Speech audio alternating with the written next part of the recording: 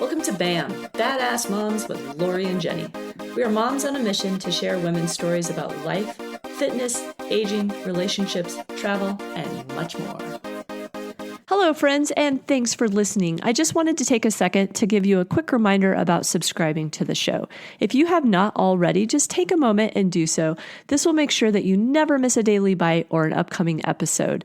And in addition to that, if you have a few extra moments and like to drop us a review, we'd really appreciate it. And there's also a sponsor of the show located at the bottom of all of our episodes. Once again, thank you for listening. Thank you for being badass. Hello, everybody, and thanks for joining us on today's episode of The BAM with Lori and Jenny. Today, we have a very special guest, Cynthia Dvorak, and Cynthia is going to tell us all about how she wants to keep her kids off screens and out actually going and doing and playing and, just the balance of creating a space for her kids to really thrive. Cynthia is also going to talk about her journey. She's got a really interesting background. She worked at Access Hollywood, and she now finds her home here in Colorado. So Cynthia, we're just so excited to have you on the show. Welcome. Thank you. So let's go ahead and talk about, I always like to say, give us a little background of who you are, what your past has been and what led you to your current, you have a website called Screen Less, Play More. I want to talk a lot about that. But let's talk about how you got there. Okay. And I also, don't let me forget, I want to hear about how to keep different ages off screens too. Okay. For sure. So if you don't mind, Lori and I both have very different age kids. Yes. And it's important not only to keep them off of screens, but like actually have them play. Like even teenagers need to play. Actually, even adults need to play. Like the most recent thing that I put on my site was like date ideas for grown-ups to actually be playing and doing fun stuff because it does different stuff in our brain instead of just sitting at dinner staring at each other. Like that. But Lori and I played on Monday. We'll have to share later. Yeah. Okay. Very interesting. You're never too old. Never too old. No. All right, Cynthia. So take us back. So where did your, history lead you to your now? Let's hear all about it. I have a past pretty much my whole life as a writer. So I left Colorado to go to UCLA, and I got my bachelor's in history, and then I got my master's in screenwriting. But in between those two degrees, I worked at Access Hollywood for almost 20 years. Oh my gosh. I was the manager of the videotape library, and that's actually where I met my husband. He was he started as like a runner errand boy and then eventually became the assistant director. And it was a really fun place to work. And but I always just was kind of doing not a short time. What?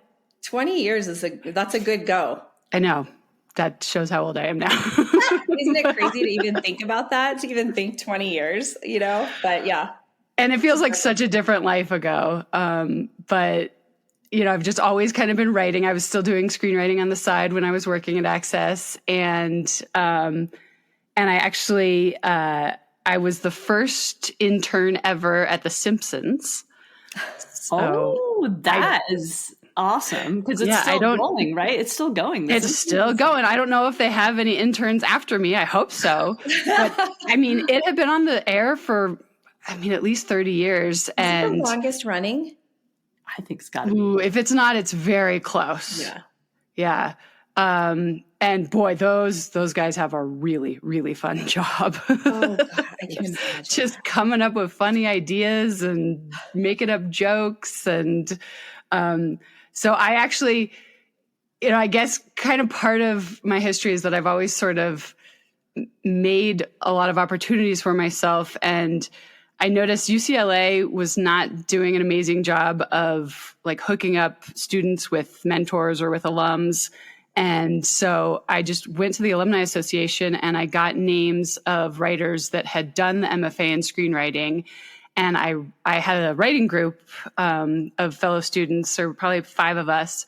And I just wrote letters to probably 50 different people that had gone to school. And I just said, would you be willing to have dinner with my writing group? And we'd love to pick your brain. And so out of 50, I would guess 5 of them actually responded. And we went to dinner with a bunch of people. They were so amazing. Like one of the guys is the one that wrote Meet the Fockers. And then one of them is named Don Payne, and he was on The Simpsons, and he was the nicest guy ever. And he went to dinner and talked to us. And then afterwards, I wrote him an email and just said, "What kind of internship do you think I should do?" And he's like, "Do you want to intern at The Simpsons?" Oh my I was gosh. like, "Yes, please." Oh, that is so cool. So was that kind of the start? That was before you started working at Access Hollywood, right? You had your That was actually, so I started working at Access Hollywood pretty much right after my undergrad. And I was there for, maybe 6 years or something. And then I left to go to grad school. Okay. And then I actually came back. So I did 2 different stints. And so it was kind of in between my 2 different stints. And I did grad school and I did that internship. Oh my gosh, so fun. Was there ever an opportunity to stay? Would you have considered staying on board if there would have been a position? Oh, I would have loved to, but it's the type of place that nobody ever leaves. Yeah. Like even the That's PAs. Yeah, it's an amazing gig. And so like even the PAs, it's sort of like once you get a job there, you're not going to leave it. And so there just weren't any openings because I absolutely definitely would have loved to stay. Yeah, that's very cool. I want to pause right there because I think, you just kind of hit a note that I think is a really good reminder for all of us that are still thinking that, sometimes things just don't happen. I feel like you're showing that if you put yourself out there, right, mm-hmm. like sending all these letters, although like back in the day, it was probably handwritten or maybe it was emails, but I think, trying something different, right? Like if you really want something, like stepping out of your comfort zone and doing something different that's already being done to stand out. Because I think you make a really good example of how people really do just want to reach out and help people too. Like these people were like, yeah, we'll go hang out with you. We want to tell you everything we know. Or, I think so I think that's exciting to know that, those kind of people are out there, just want to help and teach. So I think that's true. I think most people want to help and you just have to ask. Yeah. And, you just never know what's going to come of it. I never imagined that I would get an internship out of it. We honestly just wanted advice. Mm-hmm. We took them out to dinner and we just sort of said, how did you get to where you are? And try to figure out how to piece together our futures. And then, I wasn't even saying, can you give me an internship? I just said, where do you think I should do one? Which is actually the same sort of thing of like when I was looking for internships in undergrad, I called up my aunt who had worked in the business and I just said, where do you think I should try? And she was like, let me call you back in a few days. And she called back and she said, do you want to do an internship at Access Hollywood? And I actually said, what's that? Yeah. I had never even heard of it. And she happened to like live next door to somebody that worked there. So you amazing. Just have to ask because you never know where it's going to go. I had a persuasive communication instructor that I absolutely loved. And one of the things that he said is give people a chance to say yes. And because we always say like, well, the worst they can say is no, but I loved his spin on it. Like give people a chance to say yes. And a lot of times they want to say yes. So, and I actually saw something the other day online. Somebody sort of similarly was saying, don't be the person in your life who says no. Let the other people. So if you see the guy at the bar and think he's cute, don't just, oh no, I'm not going to say anything. Go over, talk, let him say no. Or if the person that you want to talk to about a job or whatever, like don't be the one that shuts yourself down right at the gate. Yep. Go out to the universe. And if it says no, okay, fine. But more than likely somebody's going to say yes. And you need to be your own best cheerleader. Absolutely. Awesome. Okay, so back to Access Hollywood because I think that's just like sounds so fun. So we'll get to keeping your kids off technology here soon. But at Access, what did you learn? What were some things that you felt really helped you find where it was that you wanted to continue to go? You say you're a screenwriter. It sounds like you did some. I think you were telling me about something that actually got picked up. It was more.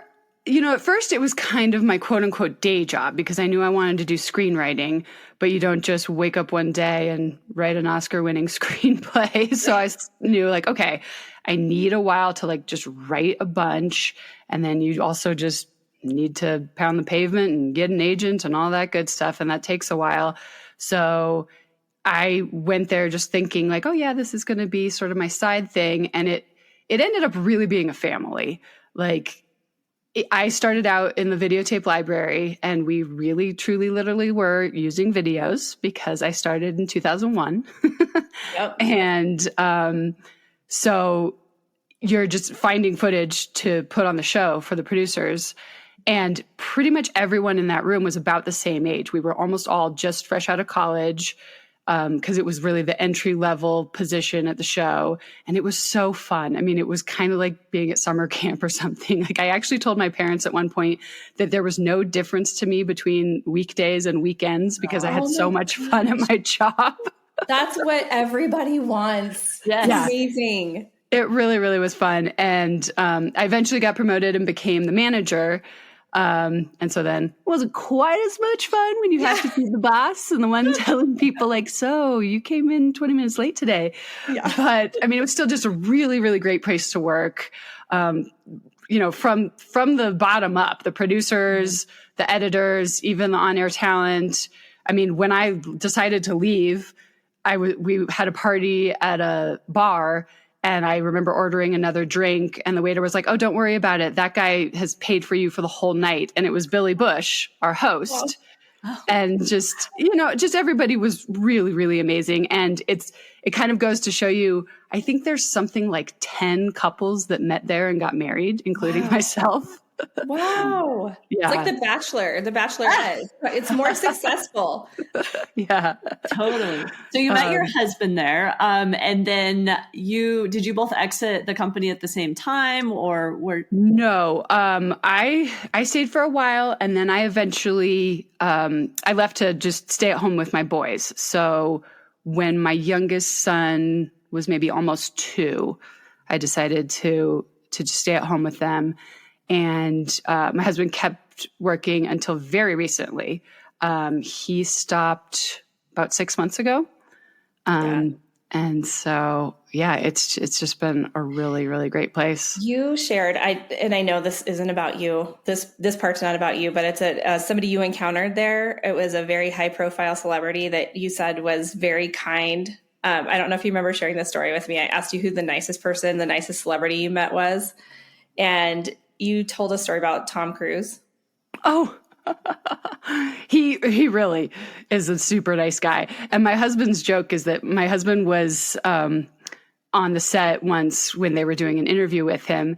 And for some reason they were talking about, I don't know, somehow they got onto the subject of love or something. And Tom Cruise was like, "I love everybody. I love you. I love you. I love you." And he was like pointing to everyone, and he pointed at my husband. So my husband is always like, "Tom Cruise loves me." Okay? Yeah. I have proof. But I didn't get to be on the set very often. I was, in the dungeon with the tapes. But one time I went over to the Xerox machine and I opened it up, and there was some sort of note on it. And I picked it up and looked at it, and it was like, "Dear Billy, thank you so much for the opportunity to talk to you." It was just some like really, really nice flowery thing. And it was like, "From Tom Cruise." So it was like a handwritten thank you note. And I guess Billy was probably copying it to save it for posterity. But just like, how many big profile stars do stuff like that? Or, like sometimes he would send flowers, or he would send donuts or something to just the whole crew. And I've just heard a million stories about him doing things like that and just being a genuinely nice person.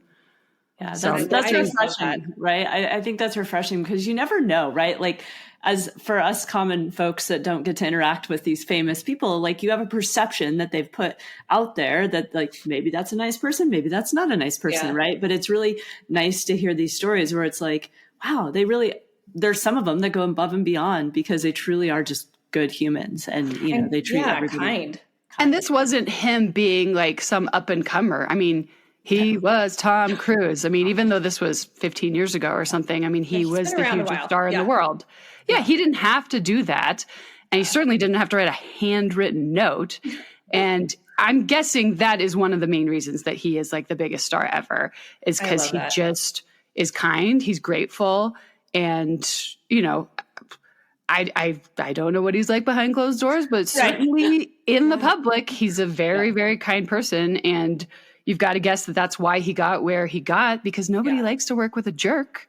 And so if you have I'm sure early in his days when they had a choice between him and somebody else, they were like, oh, well, that guy was really nice and he wasn't a bummer to work with. Let's hire him.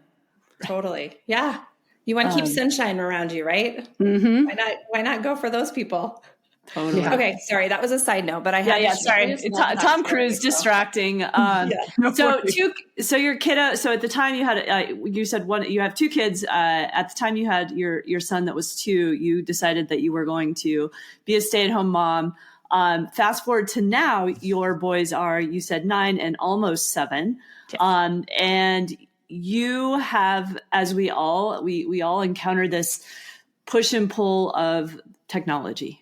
Right? Mm-hmm. How much is too much? Like, we know it has to be a part. I mean, it's just inevitable. It has to be part of our lives. But as a mom, I think we all know that, how do we have to strike that balance? So tell us about where you've kind of gone down the path of raising your boys and what you've seen and what you've created. Yeah. I started noticing when my oldest son was probably about 4, he would just throw these enormous fits every time we turned off the television. And he would just beg for it all the time. And so we had so my son has ADHD and anxiety, which I also think really plays into it, because I've learned in the research I've done in the last couple of years that neurodivergent kids are a lot more susceptible to screens, because they thrive on that dopamine hit that you get, because that, if they're unmedicated, that's really what they need is dopamine, and that kind of helps to keep them focused. And so if you're playing a video game or something like that, you're getting this stream of dopamine. And for an ADHD kid, that helps them focus and helps them feel a little bit more normal and regulated. So if you take that away, they freak out. And so I will absolutely admit some kids act like this. Some kids don't. It really depends on your kid. Obviously, it's the same sort of with food or with food dye. Some kids really, really react when they're given food dye and some don't. So some parents are sort of like, that's BS. What are you talking about? And it's like, well, that just doesn't happen to your kid, but I have definitely seen how it affects my kids. And so we had a therapist working with him at one point, and he said, you guys are creating a Skinner box. And we were like, what are you talking about? And he said, there's a psychologist named BJ Skinner, and he did a bunch of either mice or rat experiments where they'd press the lever to get sugar or a reward or something. And sometimes when they pressed the lever, they'd get the reward. And sometimes when they pressed it, they wouldn't get it. So they just pressed it all the time, because you never know when you're going to get the reward. And so he said, if you say yes sometimes to turning on the TV or giving him the iPad, and you say no sometimes, and he has no idea when you're going to say yes or when you're going to say no, he's going to beg you all the time. Because, what's he got to lose? He can just whine and beg all the time, and it drives you crazy. And then, of course, if he asks you 7 times in a row, you're like, fine, okay. So we got to a point where we just really had to structure it so he knew. And it's changed through the years. Like when he was really little, it was like, okay, when you wake up in the morning, you get to watch a show before preschool while you're eating your breakfast, or, whatever it's been. And so now we've kind of settled into, we do not do screens at all during the week. So Monday, Tuesday, Wednesday, Thursday, because I also feel like they get a lot of screens at school. Mm-hmm. They each have their own Chromebook at school. And granted, there's nothing wrong with the programs that they're doing. They're educational, but it's definitely a lot of screen time, and they just need to unwind, and they need to just be kids, and they need to play and run and jump and fight with each other and wrestle. And so whenever they come home, they just have to play. And then on Friday afternoon, we'll let them watch for a little while. And they love watching YouTube. So we were like, okay, you can watch like an hour of YouTube on Fridays. And they just watch whatever crazy show. But again, I've got a lot of rules in place where I don't want them to just click on whatever the algorithm tells them to, because that is what kind of takes you down this rabbit hole and might get you to inappropriate content. So they know exactly which channels they like, which ones are fun. It's usually like people putting together Legos or There's a guy that just makes really fun robots or something. So they like go to that channel and watch, but they know they're not allowed to just let it roll and roll and roll. And then on Saturday morning, they're also allowed to watch shows, or even, sometimes they play Minecraft. They're obsessed with Minecraft. I will say, Minecraft, I think it is a very creative. My son loves Minecraft, and I'm absolutely blown away in the city that he's created. I'm like, you should be an architect. Like, I can't even go in there and build a house, right? And he has got he's created all this extravagant, different houses and I don't know, arenas, and it's so I'm a big fan of Minecraft because I do think there's so much creativity. So well, and it's cool because then they only play for a little while, usually 1 or 2 hours on a Saturday.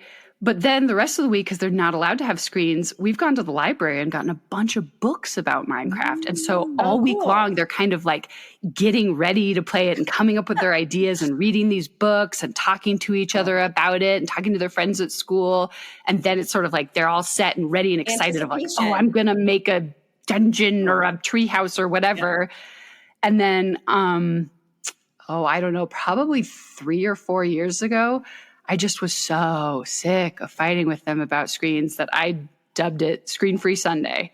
We do not do any screens all day on Sunday until 5 o'clock. And of course, first few weeks, just bug me. And then it really didn't take that long. I'd say 3 weeks or something.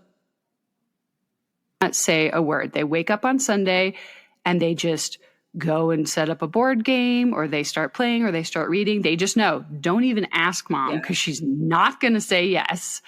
And it's so nice. It's my favorite day because all of a sudden, once I started that, I was realizing how creative they were and all these fun games that they were coming up with, and just let their imaginations run wild because there was no other option. I wasn't going to let them do anything screen-wise. And so they've really gotten great about it. They every once in a while, it's what time is it, Mom? What time is it? And I'm it's 4:30. You still have to wait. I love, though, that you said that they'll read books about Minecraft. They'll talk to their friends about the plan. And I don't know if you've seen the whole, there's a stat out there about vacation, and the anticipation leading up to vacation and the planning and all that stuff is actually a lot of times more satisfying than the actual vacation. Interesting. So the planning, that looking forward to, all that kind of stuff. So I can totally see how that would be. And then they have time and space, so they're not just mindlessly in there. Yes. Yes. And my daughter played when she played.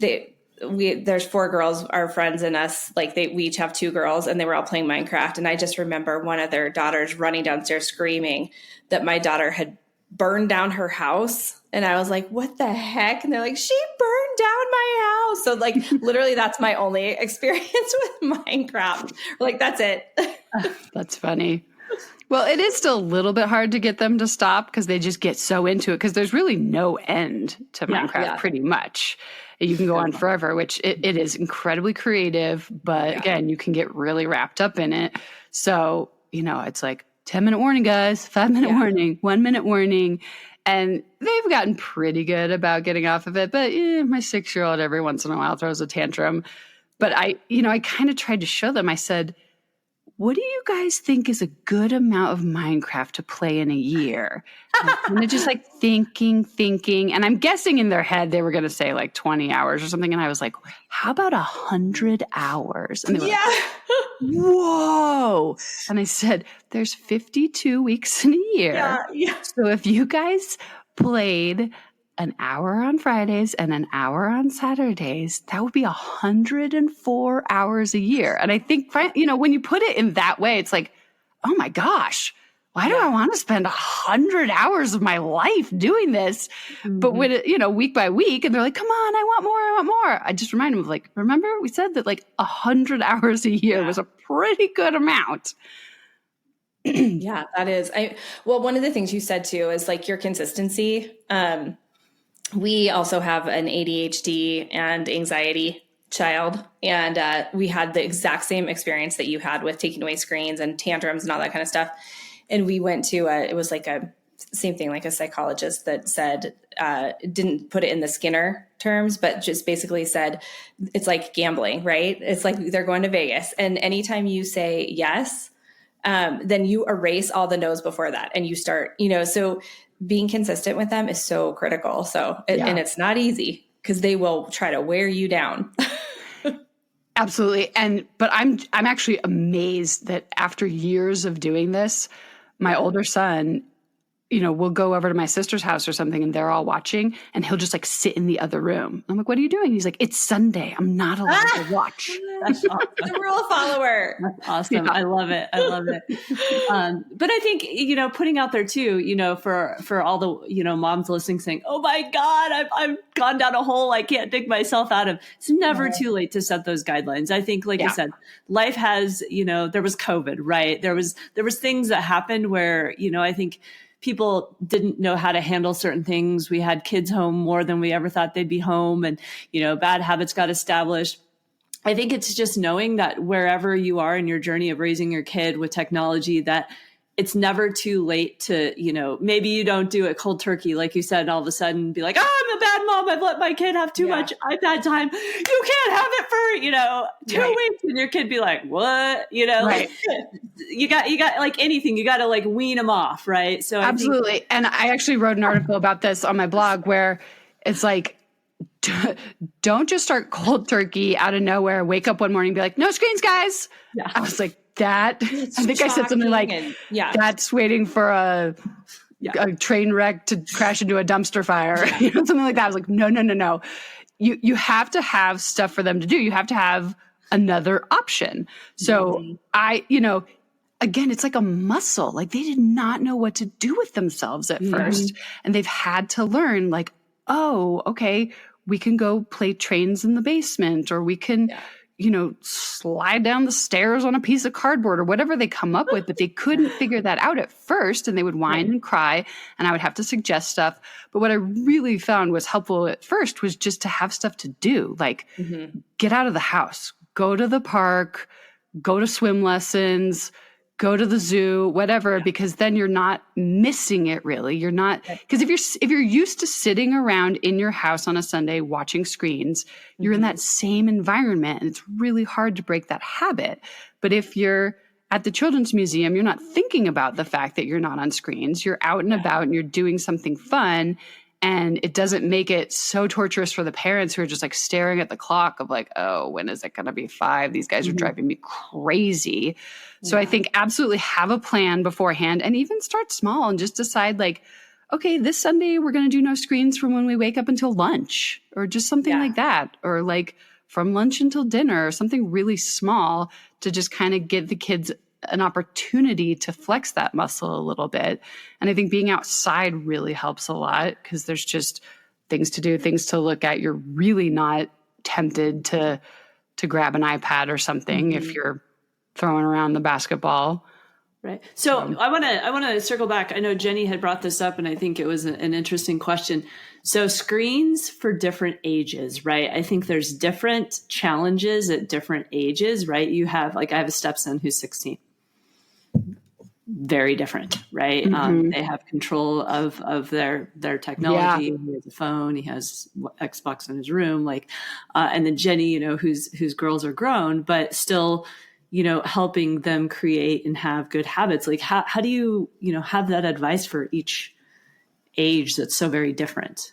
We still have control with the little ones, Right. I mean, I wish I could go back and start again and just not do screens from the get-go, but I think there's probably very few people in this day and age that are just going to, have a baby and do 0 screens because you think it's not that big of a deal until they get a little bit older and they start throwing the tantrums. Yeah. And so I read this really amazing book that, everybody's been talking about, The Anxious Generation. Yeah. And he lays out a bunch of very specific guidelines, I think probably a little bit in part based on maybe the American Association of Pediatrics. But, it's saying, I mean, I really think if you have a baby or a toddler, like just as much as you can, just 0. You do not need to hand them a phone in the stroller. Like they don't even know what they're missing. Right. But Right. you know, once they get little, I think he was saying something like an hour a day. I think when they're real little, maybe like from 2 to 6 or something like that. And, you know, try to have it supervised. You know, the thing is that I know we all use it as a break because you're like, oh my gosh, my kids are driving me crazy. Please go watch Dora the Explorer while I take a moment or I wash the dishes or whatever.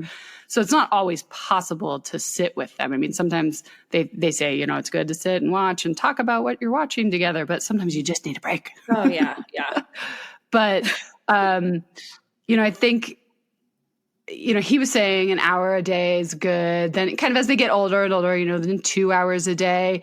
I mean, I think in theory, it'd be really great if nobody did more than 2 hours a day. Yeah. I mean, and it's really hard because they're already doing about 2 hours a day, if not more, at school. But, you know, and I think that's part of the thing that Jonathan Haidt says in his book is these screens are what he calls an experience blocker. So if you're not, you know, if you're doing a screen, you're not sleeping, you're not talking to friends, you're not exercising, you're not out playing, you're not having fun, you're not learning a new skill. I mean, there's just a million things that you're not doing. And also, you're not sitting there bored. It's actually really, really good for kids to be bored. That's when they come up with great ideas. That's when they let their minds wander.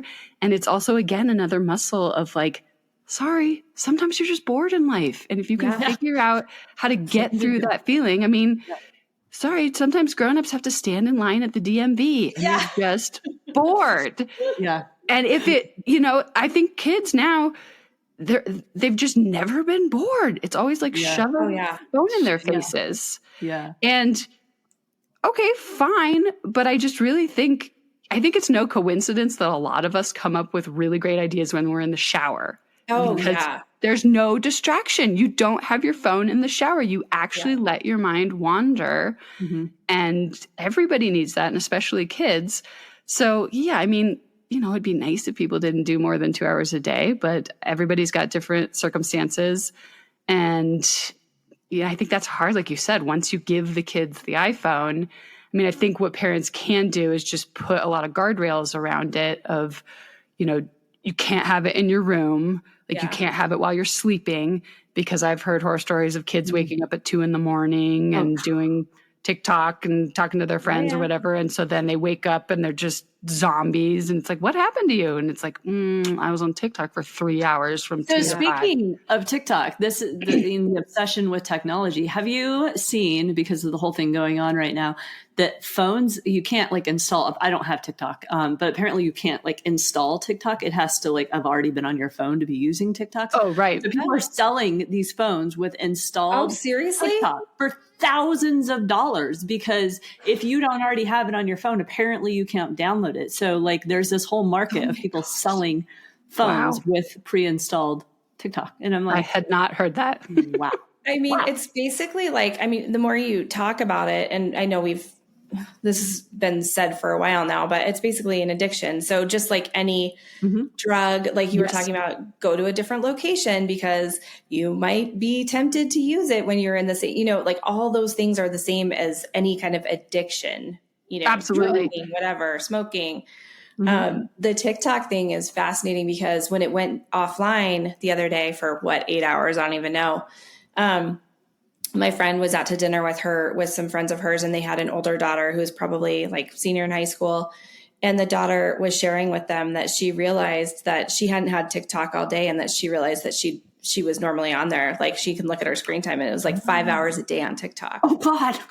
Yeah. Wow. And so, now she's like, I don't have it, you know, and I mean, if it didn't come back, they would all adapt and, you know, all that kind of stuff. But the other thing that I found interesting is my daughter said to me, she was like really sad it was going away. And I was like, cause I was like, I don't get it. And then all of a sudden she said, all my pictures with my friends, all my videos. So it's like it's all their memories. So we've combined this entertainment with all of their memories, with all their pictures, with all of their, you know, and so that was and I hadn't seen it from that perspective before. So I thought that was really interesting.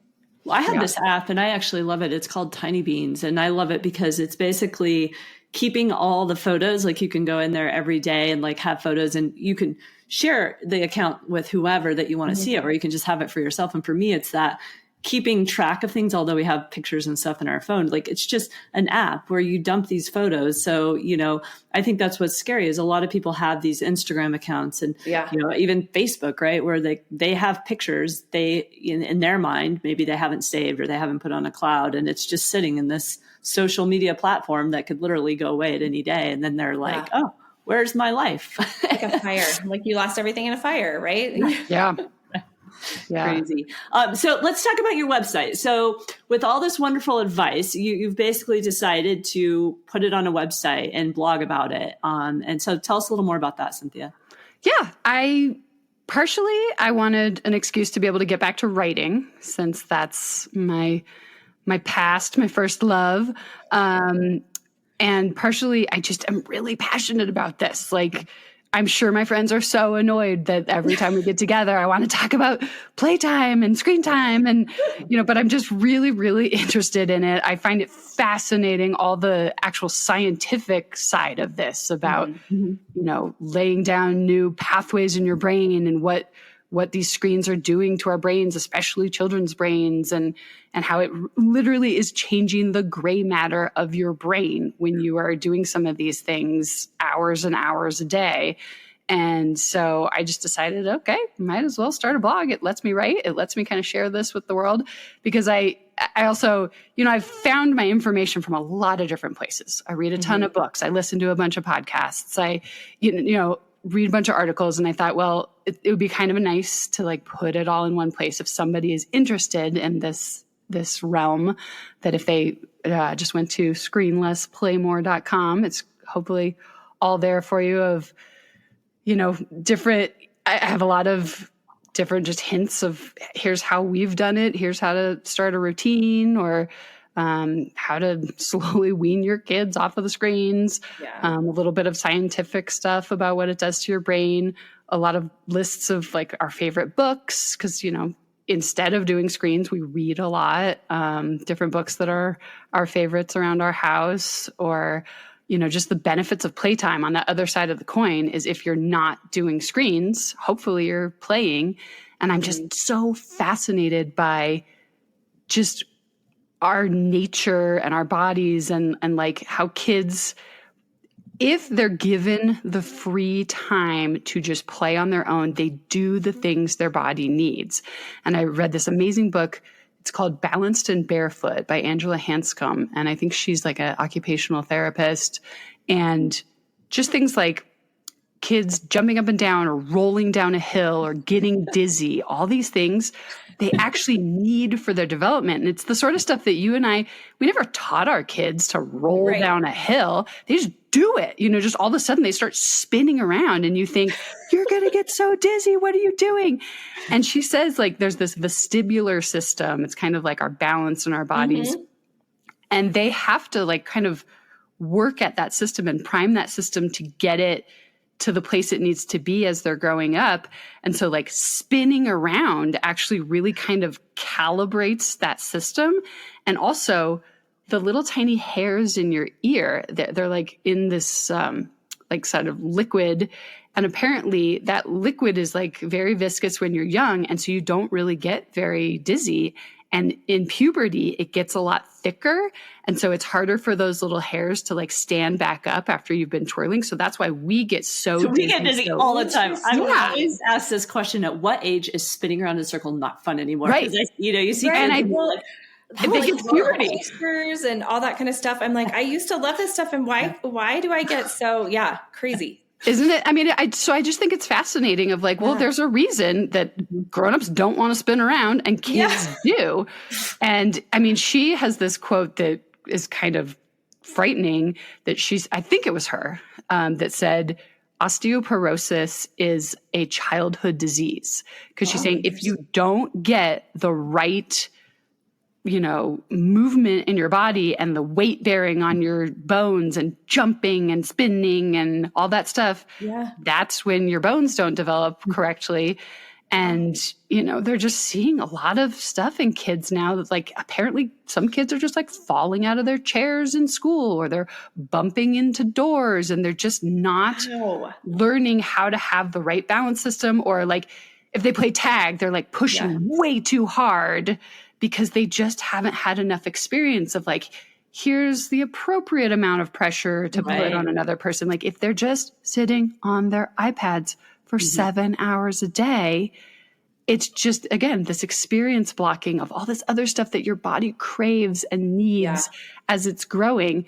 And so I just find that all fascinating. So I'm trying to find that information, put it in my articles on my website so I can share it with other people, because I've just learned this stuff in the last couple of years as I've started researching, and it's sort of like, wow, I feel like every parent should know all this. So absolutely. Yeah. Well, and I think, we do it too, right? Like the other day I was like, it was a commercial, and I was like scrolling, I was watching a show, and I was scrolling on Instagram. I'm like, I can't even sit through a damn commercial. Right. So to the point of spinning and stuff. So I was going to tell you like what Lori and I did to play. So one of our guests was like, I go to this dance class on Mondays, and it's free dance, not free like you don't pay, but free like you just free like move. Yeah.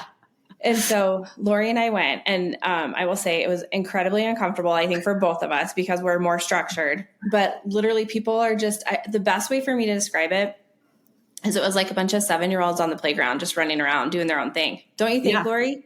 Oh, yeah. It was like she played music, and she was just like, there is no wrong or right way to move your body. And it was an hour of that. And Jenny and I honestly closed my eyes for a lot of it, because although it was a very small class, like you really had to get out of your own head and feel your body. And it was uncomfortable, but it was good. Yeah. Like I enjoyed it when it was done. So it's probably really embarrassing at first, but how did you feel by the end? I felt better, right? Like, I think you kind of just realize that everybody started, especially Jenny and I, just started to like embrace it. Yeah. But it was definitely like out of my comfort zone, out of Jenny's comfort zone. Sure. Yeah. But you got done and you're like, after an hour of just moving your body with not anybody directing you and saying, this is the right way to do this or wrong way. You played for an hour, really. You played in your own body for an hour, and you came out and you're like, you just felt, I felt bigger, as a sense of like just being like you have an awareness of your body. Yes. That's what I think what you were saying is like, we don't have an awareness of our body anymore. Right. Yeah. It's like everything dictates what we have to do throughout the day. Like whether we sit in front of our computer, whether you're a kid or an adult. And so like being able to like feel your space, feel your body in the space, I think is so important. That actually would be a great thing to do with kids, right? Like you talk about play, is have a half an hour where you just, you put on music, and it's like, just do what you feel you want to do in this half an hour, like dance, move around, run, and just let them experience, like not having direction of being because, I think it's really changed through the years, and a lot of us had that free time and that playtime. We could be riding bikes through the neighborhood, or we could just be, again, if like you're bored, if your mom just says, it's okay to be bored, then maybe you go and you suddenly see your 4-year-old is like dancing around in their room. Like they just come up with stuff, and they have the free time and the space to do it. But a lot of kids these days, from sun up to sundown, it's like, crazy. Sit at the table, eat your breakfast, get in the car, sit at the table, sit in your desk, go to piano lessons, go to this, go to that. And like, even if they're at gymnastics or soccer or whatever, it's not really free play. It's like very structured. There's rules, and we're playing this game, and no, you can't do that, and time out, and all, everything like that. It's just so structured. And I think there's a time and place for all of that. I think soccer class is really fun, and it's great, and you learn things, and you make bonds with other kids, and you learn teamwork and all that stuff. But you don't want to have too much of one thing. You don't want to be absolutely super duper structured every second of your day, or these kids, no wonder they explode. Like, and like if they have any sort of a choice in anything, if you've been telling them exactly what to do all day long, and then it's like time to brush your teeth, and they're like, no, like they finally got to that place where it's like, I have a choice, and I'm not going to do this. Whereas I feel like okay, if they were outside for a couple hours doing whatever the heck they wanted, Right. then hopefully, maybe, I mean, it's like, okay, time to brush your teeth. Like I'm trying really hard as a parent, and it's always a struggle, absolutely. But it's sort of like, do I really need to say no? Or Yeah, do I totally. really need to can I just let my kid do whatever the heck they want to do? Because there's times that I really do want to say, like, you have to wear your seatbelt. Yeah. You have to wear sunscreen. You have to brush your teeth. Yeah. It's like, all right. Does this matter that much? Eat that broccoli. Like, I'd love you to eat that broccoli, but you don't really have to. Or like, you don't have, like if you jump up on that log or climb that tree and it makes me a little scared, okay, like do your thing. Cause like, that's another thing is we want to teach kids to like trust themselves. And if they're not going to learn to climb to the top of the tree unless they start really small and then problem solve. Like I remember my friend and I, like, she crashed on her bike. We had to like figure out how to get her home. We had to figure like they don't have those because we don't let them go like play by themselves out in wilderness, right? Like so they don't have those times where they have to figure it out.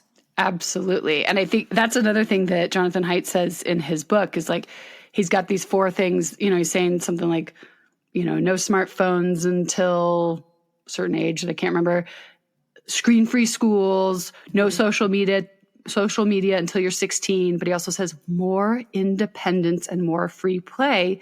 So if you guys think to yourselves, like, how old were you and what were you doing the first time you remember truly being independent and doing something without your friends? I mean, without your parents. Yeah. And I'm guessing it was probably a lot younger than you've let your children. Because I know I walked to the bus stop when I was 5 years old, and it was like a good 10-minute walk. I haven't let my kids do something like that yet. Or we'd go to the pool in the summer and the lifeguard was there, but our parents weren't there. Right. Yeah.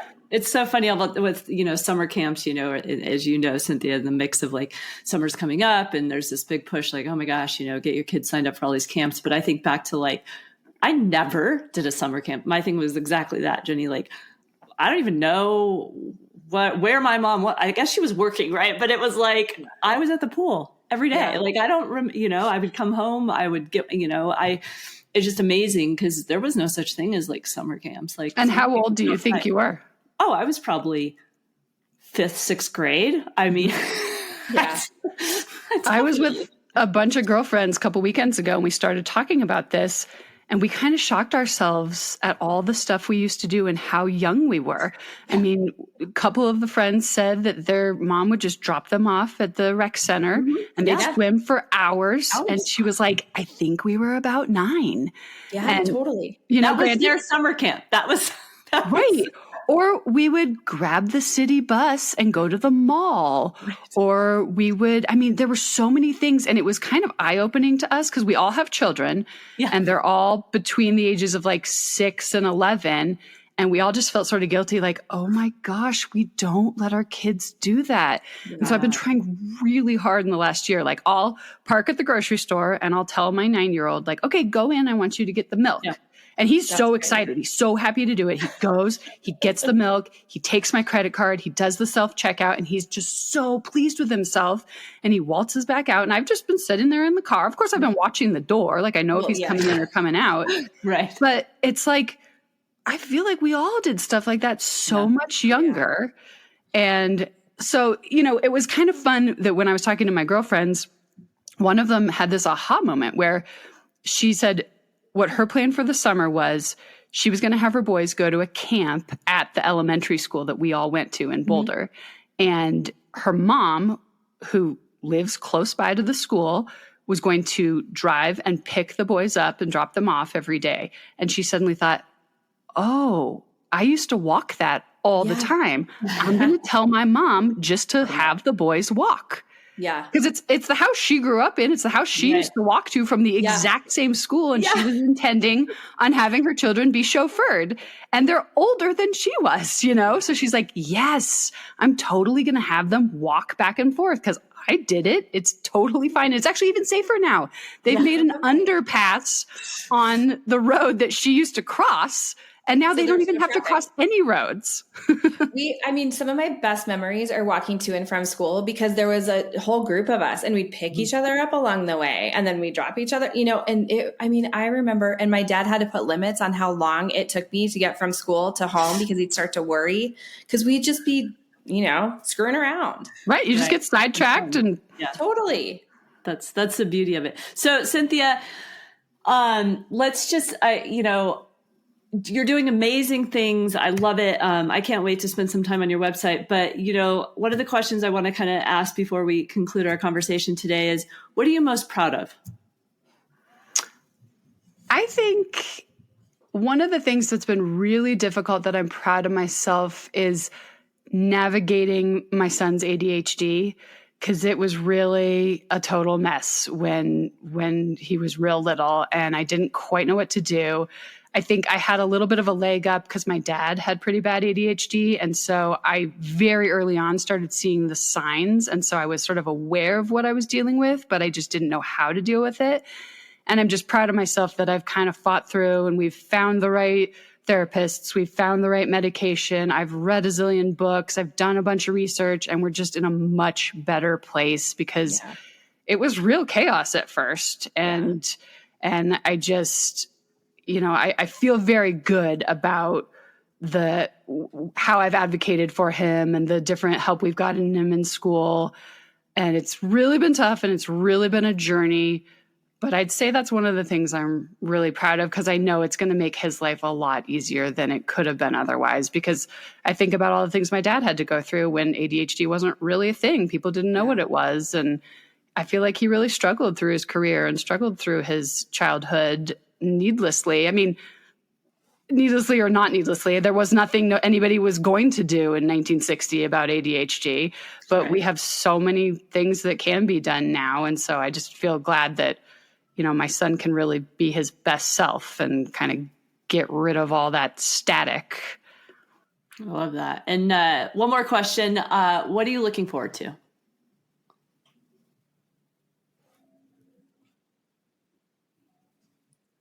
It's okay. It's okay. You're all good. Nope. Maybe not. Mine says recording. Yeah, mine too. I'm going to stop it. I'm just going to do a blurb right now. Cynthia, it's great having you on the show today. We look forward to... Oh, is she back? Okay. It just disappeared. Oh, you're back. Okay. Oh yeah. Sorry. Okay. Well, I'll edit all that out. Okay. So what are you looking I am excited to? that I am going to start my own podcast soon. It'll be again, Screen Less, Play More, but kind of taking the same sorts of things that I've been blogging about and talking about it and interviewing different authors and just, all these books that I read that I find so fascinating. I'd love to talk to the authors and ask them more. And so, I'm hoping I'll start that in the next month or so people can kind of look out for that. Oh, I love it. I think it's live, so we can share it too. Yes. And I think it's so important because this is one of those things, technology is not going away and it's a constant. So I feel like having the resources is so important, and to be able to chime into a podcast where you're, interviewing people that are experts in the field. I'm looking forward to chiming in and listening to it. And we really appreciate having you on the show because, our listeners have kids and we all have this, facing us on a day-to-day basis. And I love the tips and tricks that you gave us today. And I look forward to implementing some with my kiddos. And sure. And I don't think anyone needs to feel bad or guilty or beat themselves up, but it's like, just start fresh today and just, because it's true. It's tough. It's so tough. And it's so easy to just be like, please go just do the iPad. I need 10 minutes.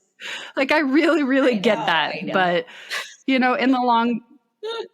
But it makes us stronger mamas, right? Like, I feel like it makes us stronger moms when we can kind of set those boundaries and be like, and just know, like, I'm doing this for you. I'm doing this for your own good. Yeah. Yeah, exactly. They're like, yeah, whatever. Absolutely. Awesome. Thanks for joining us. Thank you.